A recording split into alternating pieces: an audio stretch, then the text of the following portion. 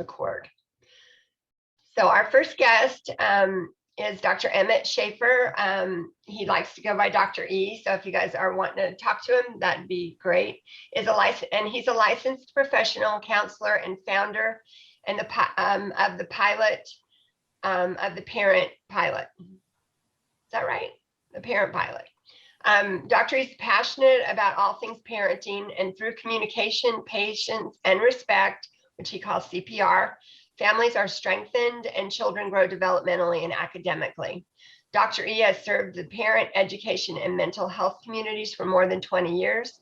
The Parent Pilot provides parent coaching, parent education, parent advocacy, and mental health counseling services. Additionally, before opening the Parent Pilot, Dr. E served as a school counselor and executive director for school counselors and social workers for the 4th largest school system in the state of Georgia. Dr. Shaffer's mental health services focus on anxiety, depression, suicide, building friendships, school success, and individual responsibilities. He's certified to provide mental health counseling services both in person and virtually. Dr. E has earned his BBA degree in business administration and management and finance from the National University in San Diego, California, which is one of the prettiest cities in the world, and the Master of Science degree in counseling from San Diego State University, and a Doctor of Education degree in school improvement and leadership from the University of West Georgia. Dr. E is also a licensed private pilot. And finally, he's the proud parent of Olivia Shaffer, who goes to Chattahoochee High School.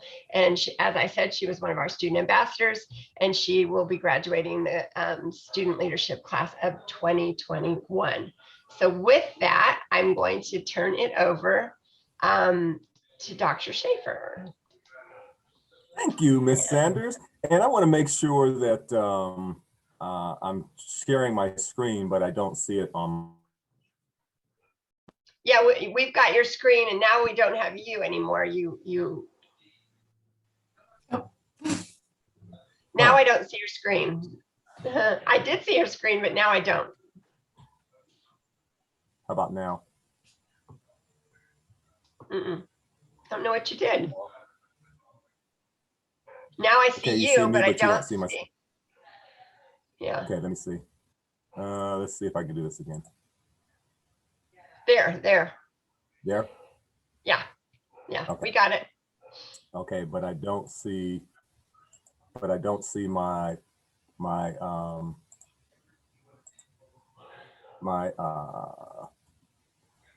okay. Answered? No, I'll do it this way. I'll do Okay. it that way. Yeah. So, welcome students, and I'm trying to see if I can see the gallery view of all the students. But let me say welcome, and it is always an honor to be in front of students and helping them with everything from education and academics to now really starting to make a move into the mental health world. You know someone by the name of Miss Nagler, and so Miss Nagler and I also go way back, because at one point Miss Nagler was my former supervisor when I was with Fulton County Schools. So we all kind of have this family that we're involved in. And then my daughter's going to come in just a second, so maybe she'll put her head here in the screen. And so today, what I want to talk to you about, and not only talk to you about, but I also want to engage you in a conversation.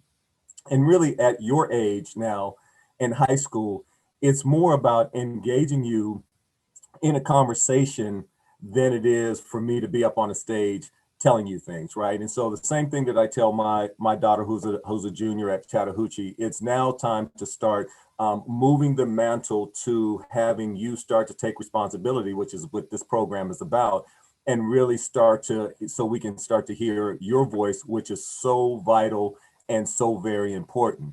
And so today I just wanted to share with you, and then we'll have some other activities here in just a second. We'll have one breakout, we'll have some discussion, and then we'll end it with any of your questions.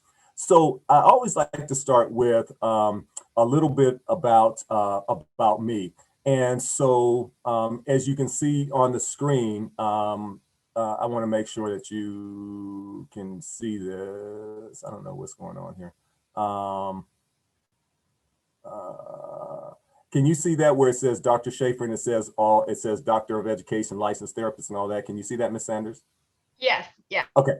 Okay, good. I just wanted to make sure I know where I am in the process. So what I wanted to do is just tell you a little bit about me. You heard in the bio that, yes, I do have a doctorate in education. I'm a licensed therapist. I'm a private pilot. I'm also a business owner. But I think the one thing that I don't mention that I like to mention when I begin to talk with students is I also was diagnosed with, and I don't know why I have this cough, but and I was also diagnosed with dyslexia. But I want to make sure that you understand when I was diagnosed, right? So I was diagnosed with dyslexia, not in elementary, not in middle, not in high school. And as a matter of fact, when I took my SAT, I did not finish it. And so thank goodness that there were junior colleges, junior colleges in San Diego that I could attend that didn't require you to have an SAT. And so after going to, there were 4 junior colleges. I'm sorry, I must have got something up in my throat. I'm so sorry. Um, so 4 colleges, 2 of those colleges I flunked out of. And when so at that point, I happened to be at a conference with a friend of mine, and this guy was talking about, these these colored glasses that help you stop moving these dots across the screen, or when you're reading a book, that he really started to do this work. So so I went to see him and literally put these blue and rose colored glasses on, and all of the dots and the stars stopped moving across the screen.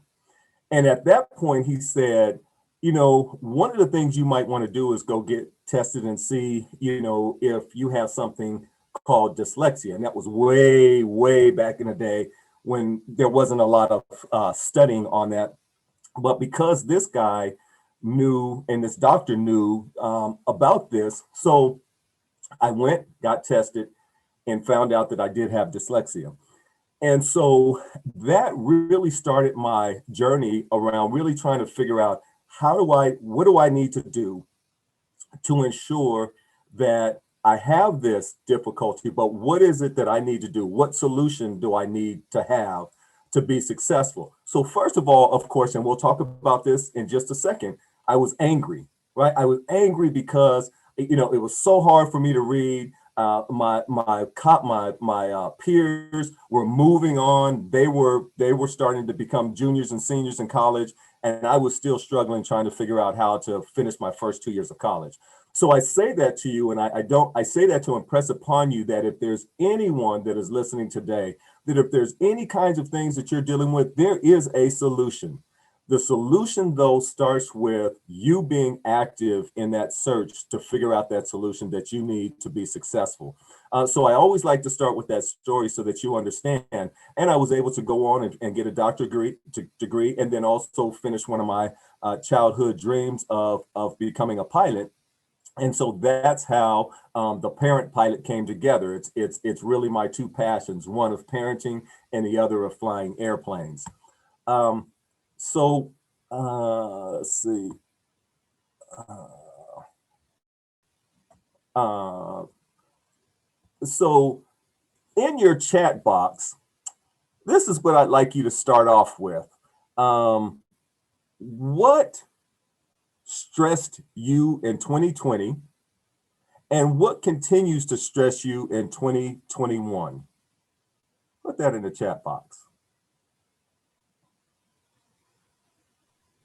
For some reason, the chat box isn't showing up. Yeah. Mahar, do you know how to make it come on? I don't know how to do it. It's always usually up here. Yeah, because I don't see it either. I think you would have to do that when you made the meeting, so you might have disabled that. option. Oh, okay. So here's the thing. Not a problem at all. Mahar, I think if we can have people to unmute themselves, can we do that? Yeah. Yeah. Just have people unmute themselves. And so again, with technology, we all know that things are going to happen. You know, power may go out. Last night, the power went out, right? In many of the neighborhoods. So if it goes out, we'll figure it out. So if we can just start to have people start to maybe just unmute and just kind of say um, what stressed you in 2020 and what continues to stress you now. So guys, just unmute and say that. Hello, my name is Anastasia, and for me, what stressed me in 2020 was all the uncertainty that like we didn't know what was happening, how long it will happen for, and what continues to stress me in 2021 is just junior year. Yes. Yes. Junior year, and the junior year, if you have not heard, we adults will always tell you from your teachers to your counselor, the junior year is the most important year. Oh my God, the world's coming to an end if you don't do well in your junior year, right? You've probably heard that, right? Right. Yeah. So, so also, in addition to Olivia, I've also had two daughters, one that finished the University of Georgia and one that finished Vanderbilt, right? And that same one went on from Vanderbilt and went on to Berkeley Law and now is an attorney, all right? All Chattahoochee graduates. So the 11th grade were very important. They did very well, but it wasn't like they didn't not get into the schools that they wanted to get into because they were just 4.0s, right? And so I'm saying, whatever your course is and whatever it is that you're trying to achieve, whatever your goals are, if you meet those goals, you can look at yourself in the mirror and say, okay, you know what? I have done my level best to be able to get into these colleges that I want to get into. So yes, the 11th grade year is an important year because the colleges look at that, and then they kind of start to look at your I think I stopped sharing my screen. So I think Mahar is working with it. And so it is important, but what's more important is in making sure that your mental health is intact and that you are not putting undue stress on yourself. Does that make sense? Yeah, it does. Yeah, so let me. I just want to say that you were on presenter view, so we could like see the slides differently, which is why I was trying to fix that. I don't know if it worked. Okay. Yes, so now you can just click slideshow and it should work. Okay, from there. Yes, it's perfect. Okay, perfect. Okay, great. So any others who others that they're stressors? You know, there were so many stressors in 2020 that continue in 2021. So I know somebody else is out there that says that they had some stress. And I know, and I realize it look time it is. It's about 9:12. So I know you're real tired and you're getting up and you've studied late and all of that. But let me have one more stressor before we move forward. Yeah, Hi, I definitely my did. name is Mary. Hello, Mary. I feel like it's the same stressor from 2020 to 2021. It's just like school Yes. because we started off online and now I'm going in person, and I take a lot of AP classes and we still don't know like if AP class or AP exams are going to be online or in person. So it's just stressful trying to manage how to prepare for them and Yes. worrying about how good I'll do on them. Yes. How well you'll do on the AP exam. You're exactly right. Yeah, that's those AP exams and the AP classes. Yeah, those are tough. And let me say this, and I can and I'll take the liberty to speak on behalf of Miss Sanders and also Miss Nagler. We are unbelievably proud of you, all of you students, and how well you have managed and how well you have been flexible in this crazy environment. And the biggest piece of this also, as you know, is that while we are adults, I think that you really have given us some, I guess, some grace, if you will, to say, you know what, adults don't necessarily know everything. And this time has been a perfect example of we don't know everything, right? We have never experienced a pandemic. And so we are just trying to make these decisions that we are trying to make in the best interest, first and foremost for you as students, and then second to lower the concern of parents. I am one of them, and then to make sure that teachers also feel safe. So all of these moving pieces, we just really appreciate your flexibility. And I will tell you that the resolve and the mettle that is being built right now with students in this time is going to serve you so incredibly well when you move on on to college or into a career or military, whatever you decide that you're going to do. So here's some of the things that I looked at in 2021, and I've made this presentation to several different high school groups, and these are the things that keep coming up. Right? Cannot interact face to face with friends. No or some sports, right? So we had sports, then we have sports, then we have sports, then we have sports. Then you can attend, then you can't attend. Then you have to be 6 feet, then you can't be 6 feet. You have 12, right? All of these things happen, right? Home feels smaller and smaller and smaller. I don't care if you have a 10,000 square foot home, 20,000 square foot home. When everybody is home, it starts to feel very, very, very small. And in particular, it feels very, very small with that next one, right? Parents, and if you're in a virtual environment like my daughter, Olivia, she has decided to stay in the virtual environment. So, and I work from home. Her mother is a teacher, so she goes out to school, but it feels very, very small sometimes for her because she'll come up for lunch and then up, dad is there, right? And so there it feels very small with parents. So normal high school and college activities, you were just talking about whether or not a poll, whether or not you wanted to do a virtual graduation or not, or do you feel comfortable in trying to speak on behalf of your parents while taking that poll, right? So those things. And then someone just said something about this whole thing called college. SATs, ACTs, the admissions process. How are they going to look at the admissions process now that things have changed, right? So all of those things that are happening and creating those stressors on the local level. And then we look at national and international, right? So last summer we had a lot of things around the Black Lives Matter. As a matter of fact, there was a huge protest on the corner of Medlock Bridge and State Bridge, if you remember, right up from Johns Creek, where most of the crowd were youth students up there protesting and making sure that you had a voice and making sure that people that were going down Medlock Bridge and State Bridge, which is the most heavily trafficked intersection in Johns Creek, that you had a voice and that people understood what is on the hearts and minds of students. Police killings, the presidential election, we went through that, and then the insurrection that happened in January, and all of these things create stressor. And then the big C-19, right, which is the reason why we're doing this right now.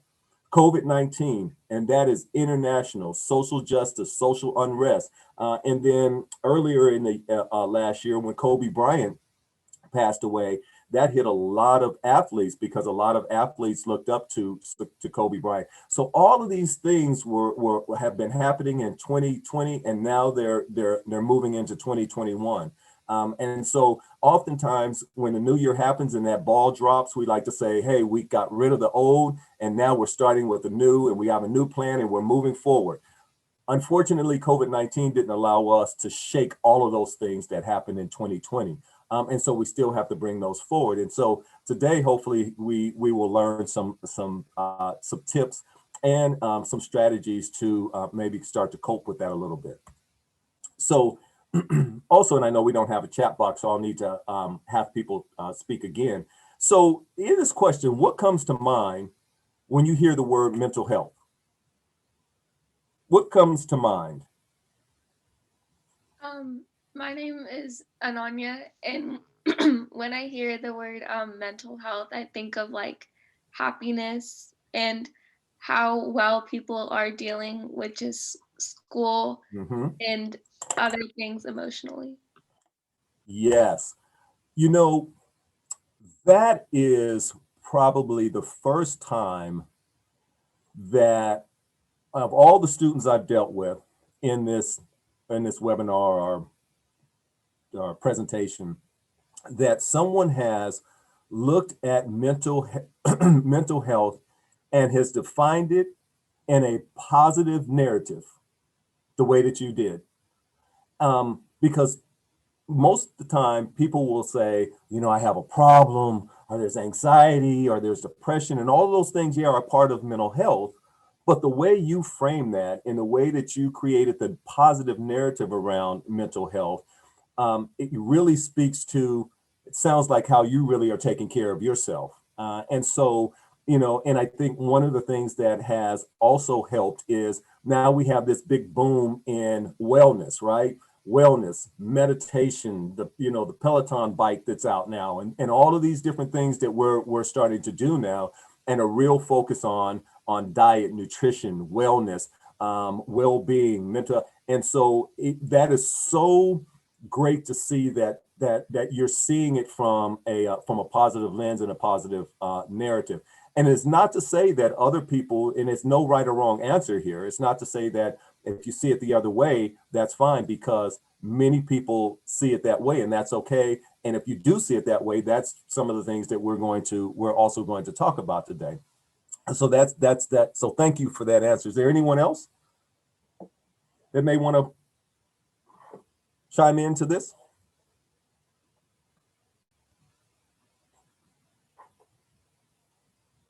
When you think of mental health? Yeah, my name is Aisha, and Hello, when I Aisha. think of mental health, I always think like emotional and mental stability, something where like your mind is at peace and you overall like are at peace. So you're aware of your surroundings, you understand, and you're able to cope with their current surroundings and environment. Yes, very, very good. Yeah, and you're exactly right. You know, you're able to cope emotionally with your environment. You're able to cope emotionally when something happens to you that that comes up on you that you don't necessarily had expected. That you take care of yourself, and we'll talk about self-care in just a second. And so, yeah, all of those things are you are exactly right. So let's talk about the two sides of mental health. So, if you can think of it like this, so I've tried to make it so that, you know, take all of the research and just kind of bring it down to all of the theorists and all the people that talk about mental health and the brain and all of these things. I kind of filtered it down to two things to make it palatable or make it easy for you to digest. So there's two sides of the brain in the mental health. And so I think of the blue side, right? So what do we see? What is it that you see on that side of the brain? What kinds of words are you seeing? What kinds of things how does that make you feel?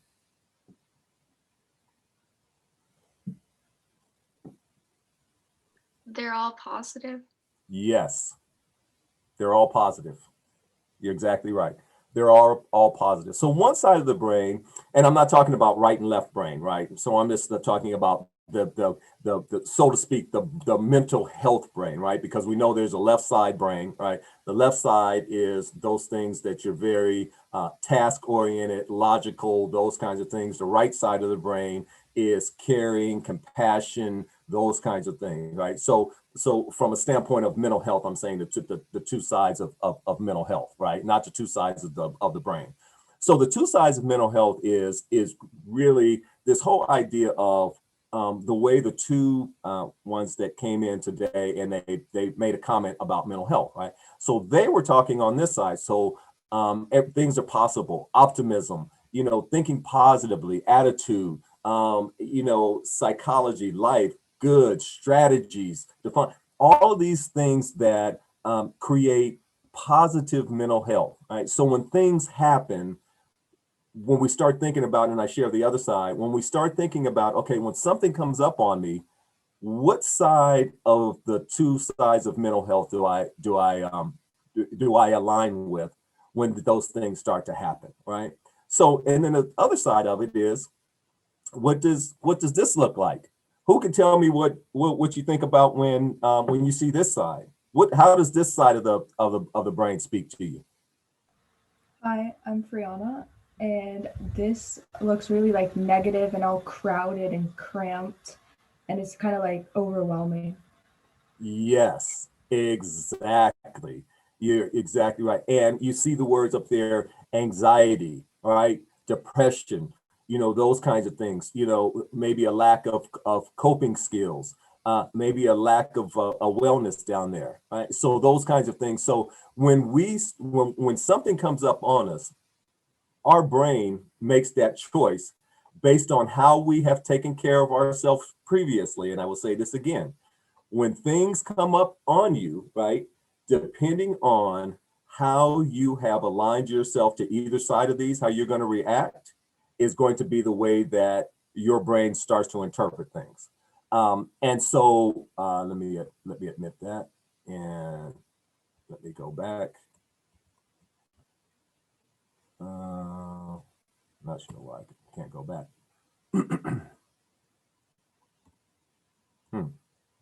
I don't know if this name has my screen, but I'm unable to.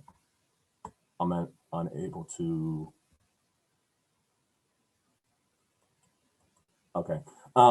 So when we start to have a situation come up on us, so let's say ACT, right? I think your ACT is happening.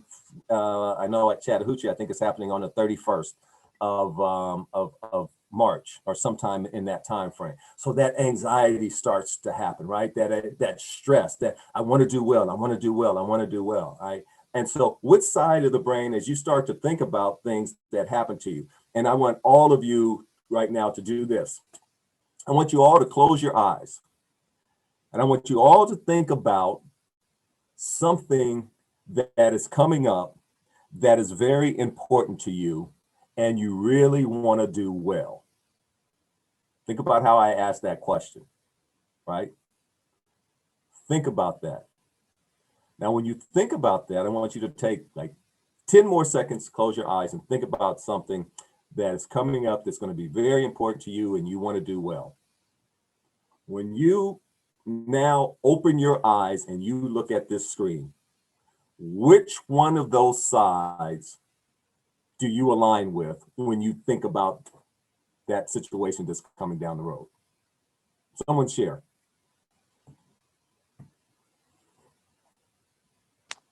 My name is Alexandria. Mm-hmm.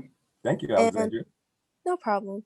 And one of the things that I want to do really well in is right now I'm in competition to be something called Brigadier Commander for JROTC. So I'll be ahead of all Fulton County School JROTC programs. Yes.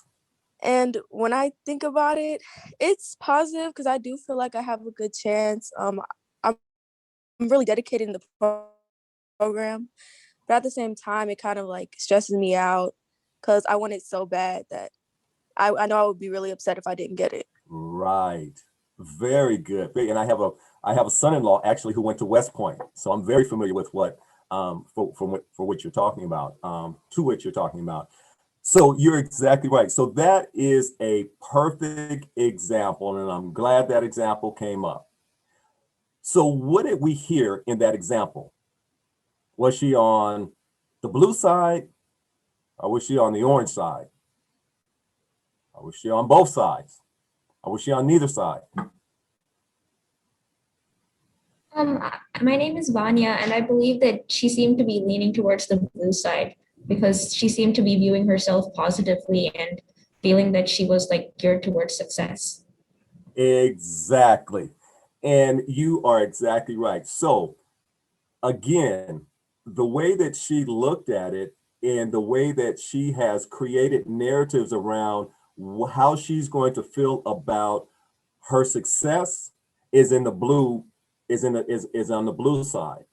But you did hear some of the orange side, right? And because the orange side, that's what we call being human, right? There are going to be stresses, there's going to be anxiety, but you can understand that she was looking at it from the blue side initially, and that's her primary way that she looks at it. And so even though that orange side comes in, which it does, I know that I've prepared. I know that I'm confident. I know that I have a very good chance, right? So that there's a little bit of anxiety to say, well, but I also know that it's very competitive out there. And so I know that there's going to be more than just one person that's going to be going for this. And they have also prepared like I have and all of that. So those are when you start to look at those two sides. So now let's talk about if it was framed from a standpoint of anxiety and stress first, right? It's much easier to create your narrative around the blue and know that you're going to dip into the orange, right? That makes sense because you know those things is optimism. But if you're in competition, you know you're going to dip to the orange, right? Because there's going to be stress and anxiety. But because you framed your way of thinking in the blue, it creates a pathway back to the blue, if that makes sense. So when you frame it from the orange, and I'm stressed, I'm stressed, I'm stressed, I'm stressed, I'm stressed, there's no pathway to the blue, right? So if I'm stressed, stressed, stressed, stressed, and I don't see any optimism, I'm not thinking positive, I don't have the right attitude, I haven't researched it well enough to know that, you know, I haven't prepared and done the things that I've needed to do, there's no pathway over to the blue. Right. So then that's where we start to stay in that anxiety, the stress, the isolation that we feel, and then that creates a pathway into depression. So this slide is a very important slide, and I will share this PowerPoint with Ms. Sanders as well, that if she wants to make a copy of this and give this to you, and maybe you want to put it up on your wall. It is just a real good illustration of when I'm thinking a certain way, here's how I have a choice to think about it. And that's the thing that is so very important. You have a choice, right? Now that you know, and you probably knew this in some form or fashion, but now that you know, now you can make a choice on which way that you want to look at it. So what we're going to do now is, and I think Mahar is going to do this for me. We have 3 breakout rooms, and one is going to be isolation, one is going to be anxiety, and one is going to be anger. So we want you to discuss this. What does it feel like? Whatever group you're in is isolation, anxiety, anger, and what can you do to feel better? What does it feel like? So what does isolation feel like? And what can you do to feel better? Are we good? So are we going to, Mahar, will you place them in there? Or you want 3 groups, right? Yes, isolation, anxiety, and anger. Okay. So Mahar, just set up 3 rooms and then put people in them. It's done. It's done? It's done. Okay. And then Mahar, I'm going to go in, like you see me, I see you doing me room 3 right now. I'm going to go into room 3, then I'm going to come back out because I want to go back into 2 and 1 as well. Yeah, you can just click the room 1 right next to the number of participants. It should say join. And you can just switch back and forth like that. Oh, okay, perfect. Thank you. Of course. So everybody should be joining their room.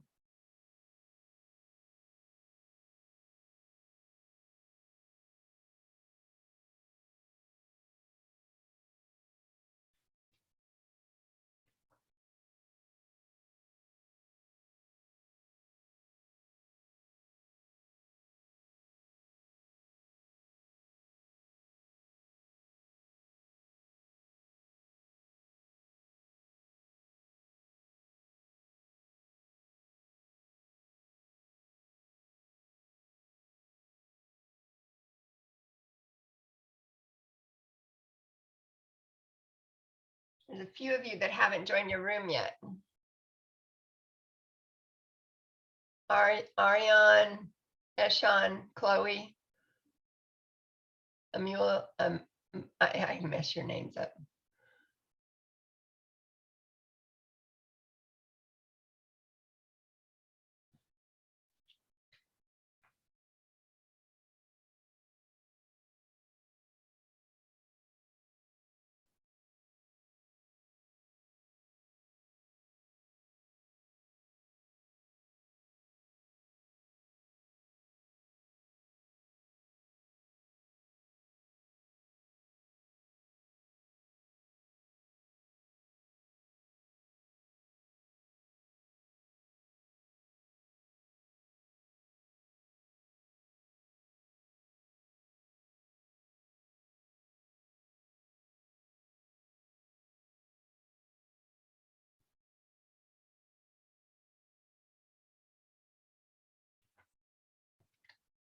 Eshan and Chloe, you both need to go to your rooms. Can you not get in there?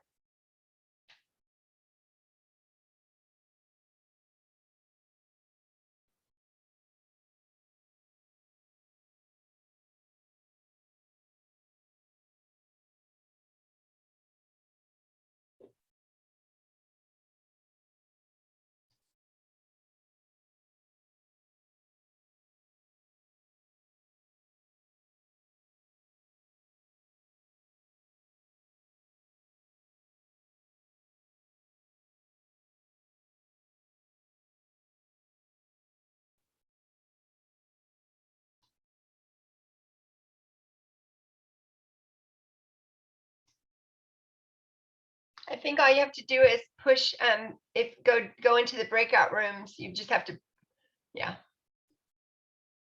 And then pick the one you want to go into.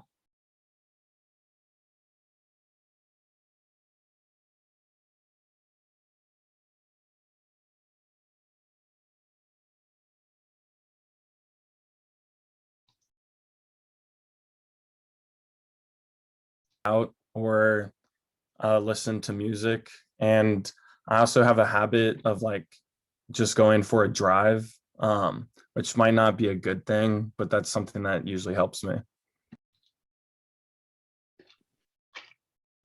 Yeah, usually when I start to get really bad anxiety about something, I just like stop doing it for a second and like take a break from it. Yeah. I feel like for me, I just like to take some deep breaths. In the moment, I usually just, if I can't handle something, I will just let it go, like Carmela said, and I'll just go outside for a run or something just to get some fresh air is always nice.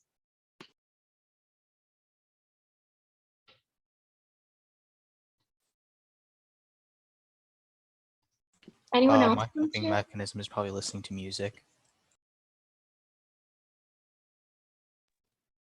Yeah, that's always nice. Addie, Ethan, Sophia, Ansley. I would agree with like talking to friends and just kind of sharing what you're thinking, but also like if you do a sport or something like that, like I do cross country, I would go out for a run or something like that.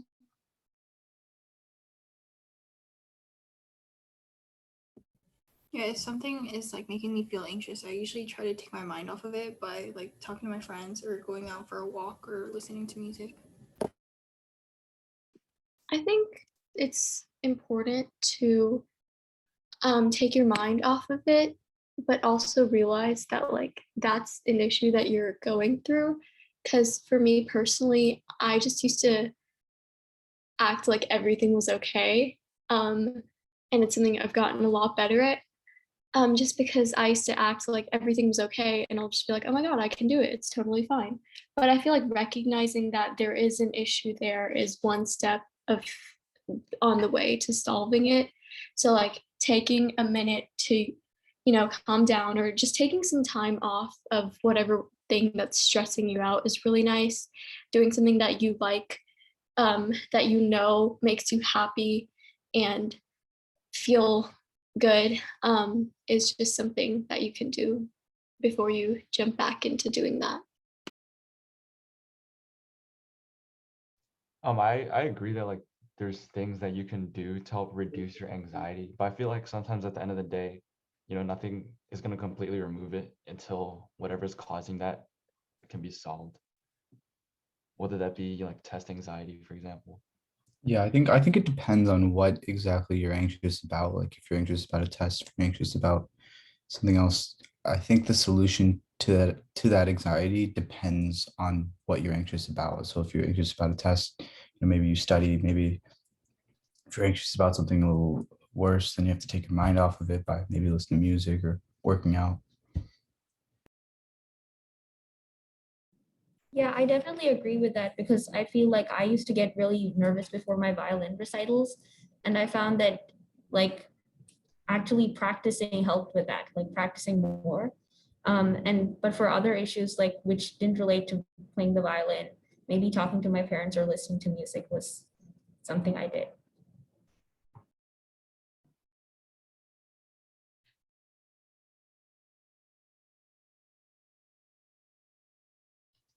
And is that Mahar? Hello, Mahar.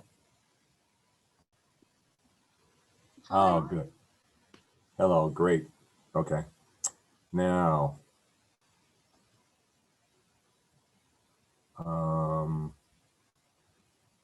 beautiful.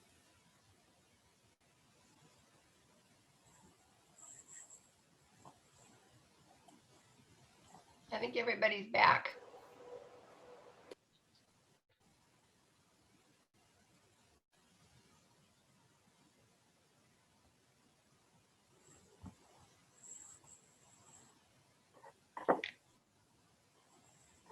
Yeah, all the rooms are closed, so everyone should be back.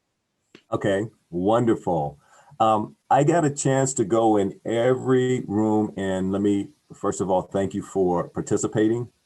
This is not always an easy thing to do, particularly with peers, but I think one of the things this demonstrates is Johns Creek student leadership, Johns Creek, really, you're building relationships, and relationships are built on what?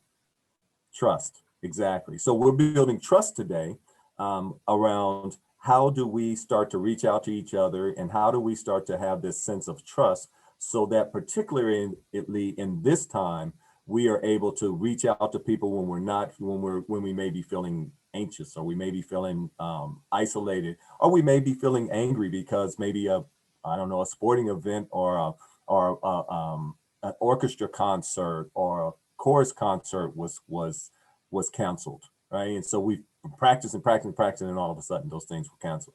So someone, or if I could have someone just report out from the group and just kind of tell me what kind of some of the common things that were said in the groups. So let's start with the group that was isolation.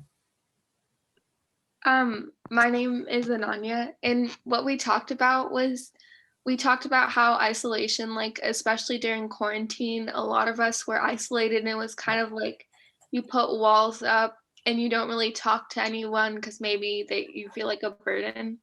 But then one of the main things we said was like to feel better, you need to first realize that you are isolated, and you can always find someone to talk to, whether it's someone you trust or whether it's like a counselor or like a support group.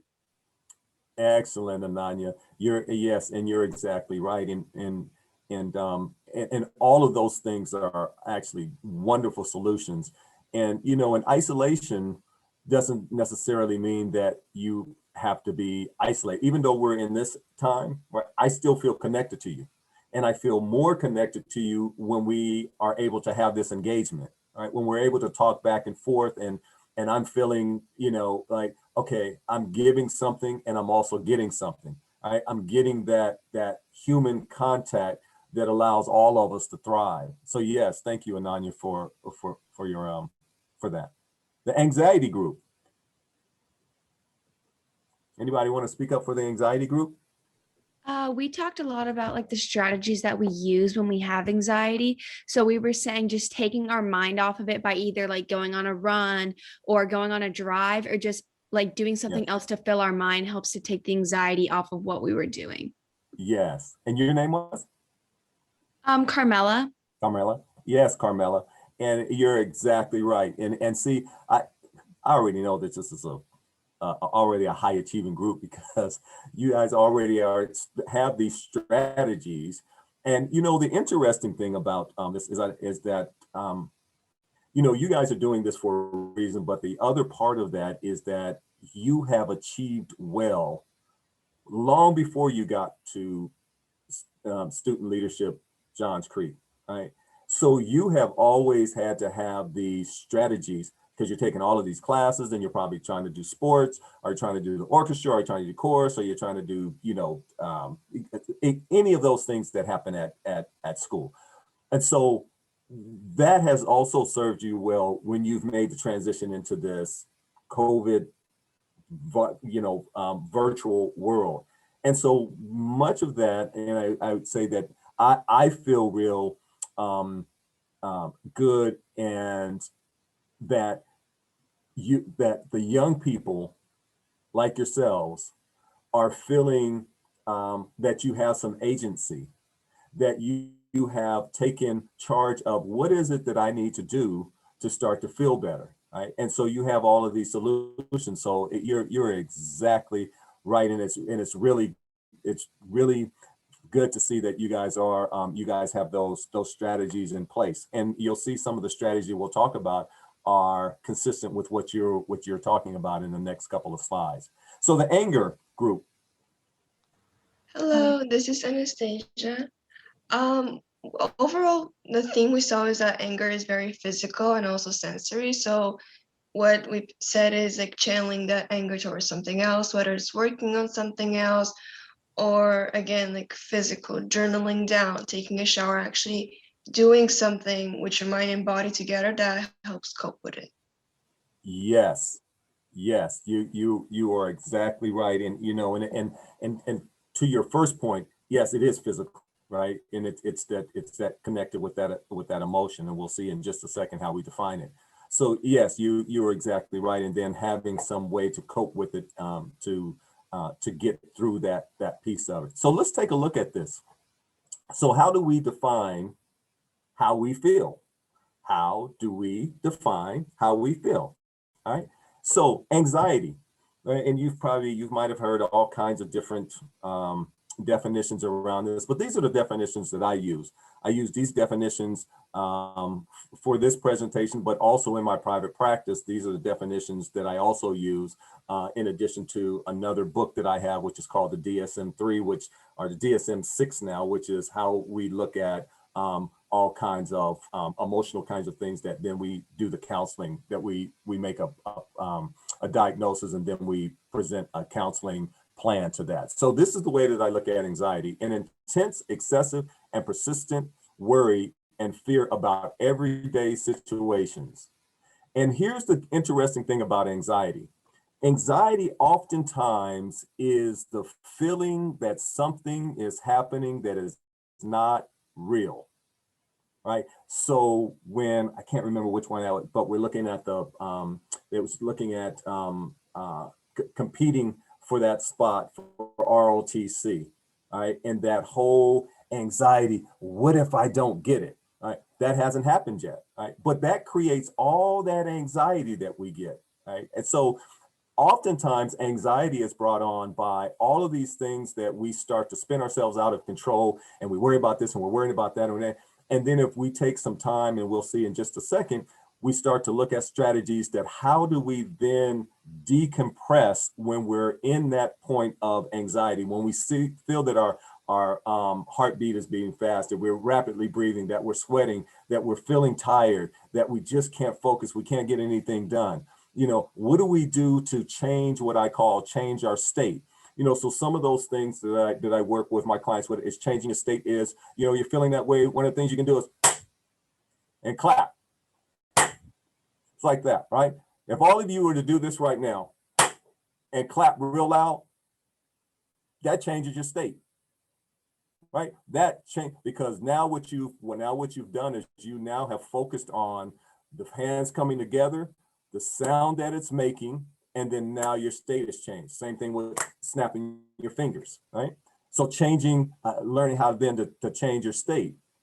We look at anger. We just talked about anger, an emotion characterized by, feeling I always mess that word up, towards someone or something that you feel is deliberately done something to you. All right. So somebody has said something to you, and here's where I think probably one of the big pieces is when somebody says something about you on social media, right? And now, not only did they say something about you, but back in the day when we were growing up, you didn't have social media. So if you said something, then you were able to take care of it right now or after school. A lot of times we took care of things after school. But that's another lifetime. But so you cannot then, have a sense of a voice about what this person is saying to you. So it makes you angry, right? But here's the key with anger as well. Anger can also be a way to motivate you to find solutions to your problems, right? So I just need to, I have to get this good grade. Oh, I didn't do well on my test. Oh, I didn't. So guess what I'm going to do?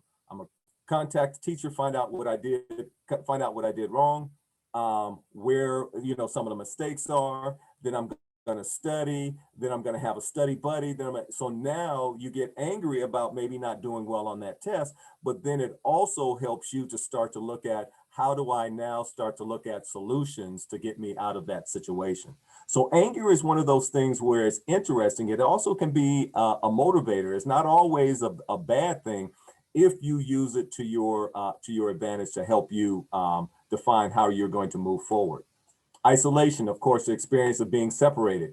And then here's the thing about separation and anxiety. Separation could be real or it can be perceived. There are people who feel isolated when they're in a big room full of people, right? Because they're not connected to people or anything like that. So isolation is not just defined as something where I'm in a room sitting by myself and I don't have any friends or anything like that. And then this final one, if you notice, I did not have this one in the breakout session because I really like to talk about this, because at the end of the day, when all of those three things above begin to continue to work and continue to stack and continue to stack, and there's no solution and there's no outlet, then that's that pathway, as we say in mental health, to start to look at how we start to look at depression. So a constant feeling of sadness and loss of interest, which stops you from doing your normal activities. And that's one of the key things, your normal activities on a consistent basis, right? So today you may feel like, oh, I'm tired. I don't feel like doing anything. I'm not going to do my normal activities. That's not necessarily defined as depression. That may just be a day that you're tired and you stayed up all night studying for AP exams, and now you're tired and now you don't want to do anything. You want to go to sleep, right? But depression also is not a result of a single event. So that's what we're talking about, where, you may be tired today, or there may be something, you have a stressor, or you're stressed out about a test, and now the test is over with, and now you're angry about it. And then now you feel isolated because none of your friends gave you a call back and all of these things. So all of those kinds of things can then start to, over time, start to then go into that funnel of depression. So it's very important that we kind of understand and look at these things, and also the levels of which happen before depression, before you get to a depressive state. These things start to stack on each other, and then that's when depression sets in. So here are some of the things that, do you ever feel like you're disintegrating? There's a book called The Disintegrating Student, which I love, which was written actually by a parent, I think over in, I want to say the Roswell or Centennial area. And so, this whole idea of, here are some of the things that it looks like that I've heard from high school students when I ask this question, right? I take a survey, or I asking questions in the chat. Here's some of the things that continuously come up. So for anxiety right now, of course, the learning environment, stressed over grades, no one to talk to, the social unrest, FOMO, which I learned from my daughter, didn't know what that meant. And so I'm starting to learn your language. But you guys are very, you don't let us parents know a lot of all your lingo. And I'm just really having a problem with that. I'm just wondering if somebody can help me with it. Maybe that's a different thing, but she let me know what FOMO was, right? Fear of missing out. So, those things, anger, I feel closed in, the social arrest. I'm upset about the politics, or I'm upset about social media. Isolation, of course, we talked about that. And then also isolation, no close or best friends, right? So you feel isolated. You still may be going to all of your high schools, but I don't have a best friend and I don't have a close friend. And so I still feel isolated because I don't have really anyone that I can talk to. And then, the depression, you just feel like your head is in a fog all the time. You can't focus. You just can't get started. And then this attitude of whatever just sinks in, right? And then which creates then this, disintegrating student, which is this person just starting to, the student is just starting to disintegrate. So these are some of the things, some of the likely causes, and some of those things that get you to those causes, get you to those states. So in this last 5-10 minutes, I want to talk about what we call our flight plan for mental health. And most of these things everyone has already talked about. So this whole idea is self-care is never selfish. Self-care is never selfish. So these things you unplug, you go outside. Someone talked about, driving, and, virtual lunches. I know one of the things that that Olivia does is she has a couple of friends, and every single day, and they're also in a virtual environment, but every single day they are on their chat and they are sharing lunch and they're in the kitchen making lunch every single day without fail. They do that, right? They call a friend, VSGs, virtual study groups, Netflix parties. I've heard about those Netflix parties where you can go on and you can chat and you can talk about what's going on these different parties. Exercise, diet, meditation. And we talked about wellness. So meditation, breathing exercises. And then I star this because I've seen this, right? So these what I would call distant meetup, and I would call it 12 feet, not 6 feet, right? So, so if you guys know where the Regal Theater is up on Medlock and State Bridge. So I was there getting some food at the Thai restaurant, and I came out and I noticed that these students were sitting in the back of their car, but they were 12 feet apart, right? And so that is something that you're, of course, between you and your parents and all of that, have to make a decision on, if you get to that point and your parents are okay with that, just make sure it's 12 feet and make sure you're wearing your mask and make sure it's not 6 feet. But I saw that and it looked, and to me, it appeared that it looked safe because they were practicing all of those things. They were 12 feet apart. They had on their mask and all of that. And so those are some of the ideas. And then finally, who do you call? Who do you call? Who are the people that, if you're in that orange side, helps you to get to that blue side, helps you to stay in that blue side if you're in the blue side, right? A trusted friend, your networker friend. So, SLJC, circle of friends, your clubs, your family, your teachers, coaches, spiritual leaders, mental health professionals.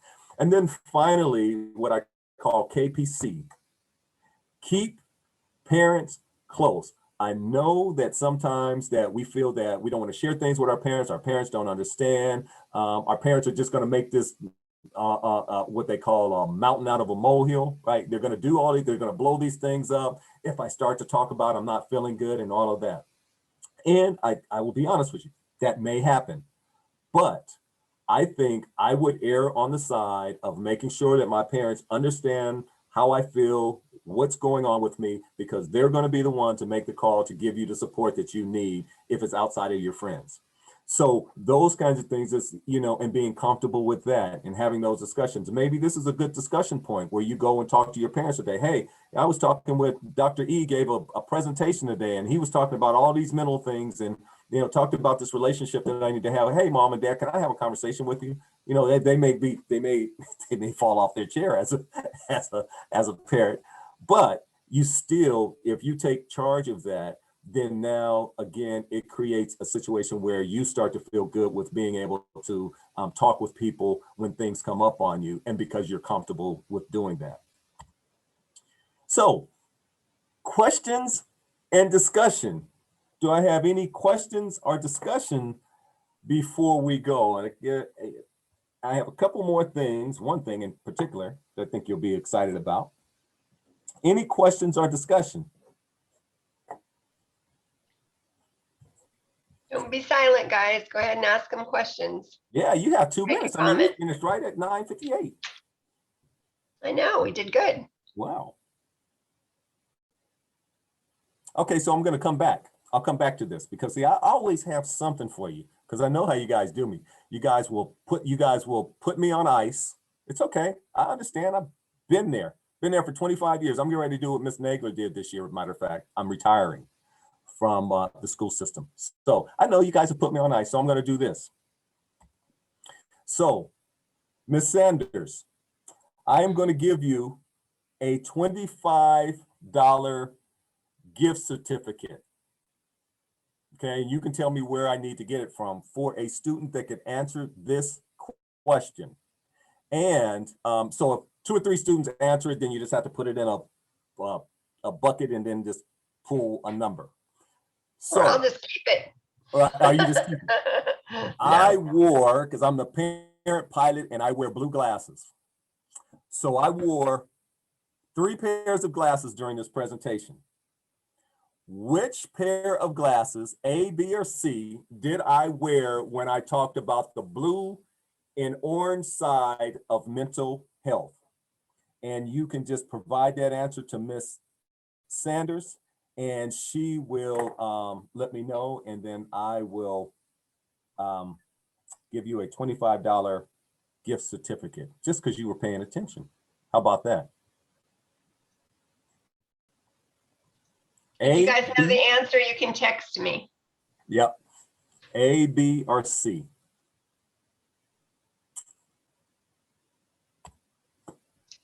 Any questions or discussion?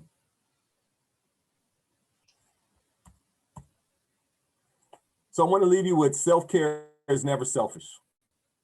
Ever. Never, ever, ever selfish. You need to take some time with yourself. There's some things that you need to do to just regroup and feel better about whatever is going on. It is never a selfish situation when you are taking care of yourself. And finally, it has been my honor to engage you in a conversation about mental health. It is what I love. It is my passion. That's my information on the, I guess, left side of your screen or right side of your screen. If there's anything that I could ever do for you, please let me know. If your parents want to contact me, that's fine too. I'm also want to always support SLJC because my daughter has had a fantastic experience as you are having. And so with that, I will turn it back over to Ms. Sanders. Thank you again. Thank you so much, Emmett. You're gonna have to text me and tell me which glasses, because I don't know. Okay, yeah, I will. Text me. Yes. But anyway, but thank you so much, and I'm gonna share this presentation if you send it to me with the kids. Okay. And but thank you. You're welcome. Congratulations, Emmett, on retirement. Yes. Yes. You know how to act. I know. Hey, we're gonna start hanging out. Yeah, virtual. Exactly. You'll be busier than ever. I promise you. I know. Well, take care, everyone. Thank you so much. You guys can start Netflix parties. Yes. Miss Sanders, we have to take a screenshot. We need to take a screenshot. Yes. So everybody undo your video and so that we can do the screenshot. Do you have to unpin him so that it doesn't take up so much room? No, it's fine now. Oh, this is great. Okay. Let me take one. I'll take a got it? couple, Okay. just because there's more than one screens on here. But 3, 2, 1. And then one on the next screen.